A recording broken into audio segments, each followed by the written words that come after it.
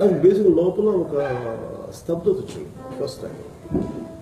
అంటే దీన్ని నాకు ఏమనిపిస్తుంది, ఇప్పుడు మీరు అడిగిన క్వశ్చన్ నాకు నేను అడుగుతా, నాకు ఏమనిపిస్తుంది ఏమన్నా ఫీలింగ్ బాగుంది అనిపిస్తుందా, నాకు ఏమనిపిస్తుంది నాకంటే, నాకు లోపల నుంచి ఏమనిపించిందంటే సృష్టిలో భగవంతుడు ఒకరిని పెర్ఫామ్ చేసేవాడిని ఇంకొకరిని అప్రిషియేట్ చేసేవాడిని, అంతకుమించి దీనికి ఏ విలువ లేదు అనిపిస్తుంది.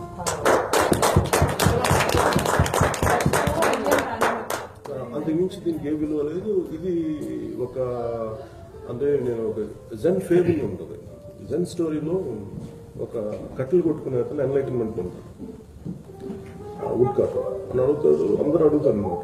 Then he gets enlighten. మీరు అడుగుతారు సెట్ మీకు ఎలా ఉంది ఇప్పుడు, how does it feel after enlightenment అంటే, post enlightenment I use to chop wood and before enlightenment, after enlightenment still chopping wood, nothing changes. నాకేమనిపించిందంటే అదే బికమ్ అన్ యాక్టర్, రికగ్నిషన్ అన్ని part of it. Like any one ఒక్కొక్కళ్ళు ఒక పని చేస్తారు, దానికి ఒక కైండ్ ఆఫ్ అడ్మిరేషన్, ఒక రెగ్యులేషన్ ఏదో ఒకటి ఉంటుంది. సో నాకు కూడా ఇంతే ఉంటుంది అనుకున్న తప్ప ప్రత్యేకించి నేను చూడలేదు. అది ఎక్కడో నాకు చాలా డీప్ రూటెడ్ గా అది very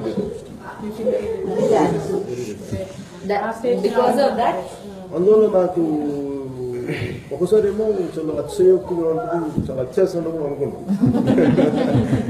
deep down I prefer some kind of solitude. నాకు సాలిట్యూడ్ అంటే నాకు అక్కడ ఉన్నా కానీ నాకు ఒంటరిగా ఉండడం అనిపిస్తుంది. స్విచ్ ఆఫ్ కూడా కాదు, బేసిక్ ఎక్నాలెడ్జ్ చేస్తాను అందరినీ, వాళ్ళు ఇచ్చే ప్రేమని మధ్య ఎక్నాలెడ్జ్ చేస్తాను, కానీ డీప్ డౌన్ నాకు లోపల ఏ కైండ్ ఆఫ్ ఎమోషన్ ఎవోక్ అవ్వదు అపార్ట్ ఫ్రమ్ గ్రాటిట్యూడ్. అంటే ఆ ఫీలింగే నేను త్రివిక్రమ్ గారి మూవీస్ కంపల్సరీగా ఒక అద్వైతంలో ఒక పాయింట్ టచ్ చేస్తుంటారు, అంటే హ్యుమానిటీ ఈజ్ గాడ్లీనెస్ అని. Is that what brought you both together to do movies? Maybe అనుకోండి, అంటే మేము ఇద్దరు అంటే ఎప్పుడూ ప్యారల్ పని చేసుకుంటూ వచ్చాం. ఒకటే సినిమాకి సెకండ్ ఫిల్మ్కి నేను ఇండిపెండెంట్ జర్నీ చేస్తాను, నాకు అసిస్టెంట్ మాకు పరిచయం లేదు, కానీ అప్పుడు సైమల్టేనియస్ స్టార్ట్ అయ్యాం. మేమిద్దరికి ఒకటే ఆలోచన విధానం ఉండటం వల్ల అంటే బేసిక్ గా హెల్పింగ్ పీపుల్ అండ్ అదంతా అన్నది it is an inborn aspect. అందరం చేస్తాం కదండి, మనం ప్రత్యేకించి ఒక్కరికి ఆపాదించాల్సిన అవసరం లేదు. ప్రతి ఒక్కరు బేసిక్ హ్యుమానిటీ ప్రతి వ్యక్తిలో లేకపోతే సమాజం ఈ రోజుల్లో ఇంకోటి మర్చిపోవచ్చు.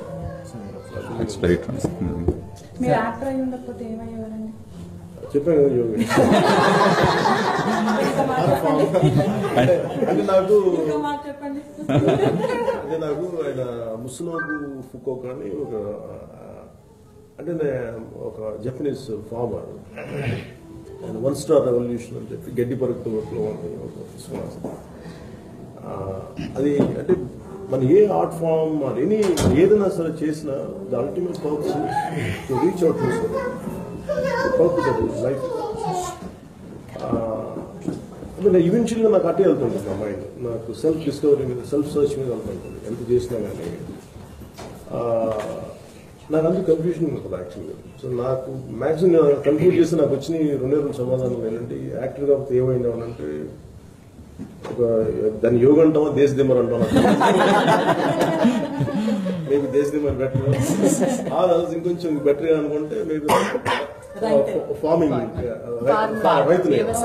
సో అందుకే ఇంట్రెస్ట్ ఇన్ చాలా కనెక్టివిటీ పెరుగుతుంది మనకి. ఎప్పుడైతే వ్యవసాయం దగ్గరగా ఉంటుందో దానికి అనుబంధంగా చాలా ఉంటాయి, ఆర్ట్ ఫార్మ్స్ వస్తాయి, ఆర్ట్ ఉంటుంది, పాట ఉంటుంది, అండ్ అప్రిషియేట్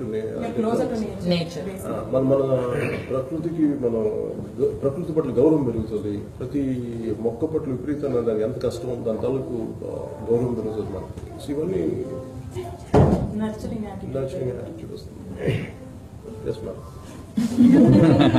అతనికి దాని మూవీస్ బ్యూటిఫుల్ మూవీస్. దాంట్లో మీరు ఆర్ట్ ఇదంతా మాట్లాడుతున్నప్పుడు మీరు మీ మేకింగ్ ఆఫ్ ద సాంగ్ పెట్టారు కదా, ఇప్పుడు కూడా అసలు మీరు పాడమే ఇట్లా పాడడం, దట్ షోస్ లైక్ మీకు ఎంత అన్నది. కానీ బ్యూటిఫుల్ సాంగ్ సార్, అసలు వెరీ బ్యూటిఫుల్ సాంగ్. మీ ఎక్స్ప్రెషన్, మీ బాడీ లాంగ్వేజ్ అసలు బ్యూటిఫుల్. నేను అట్లనే ఒక్కసారి చూసినా ఐ కెన్ డూ ఇట్, అది లవ్ చేస్తుంది మీకు. పూర్ణిమ మీ సాంగ్స్ అన్ని చాలా బాగా మా పిల్లలు. I have a small dance school, I teach. నేను మీకు చాకు ముందే చేశారు. ఏదో పిల్లలు చేసేది ఫోన్ వింటా ఉన్నాం.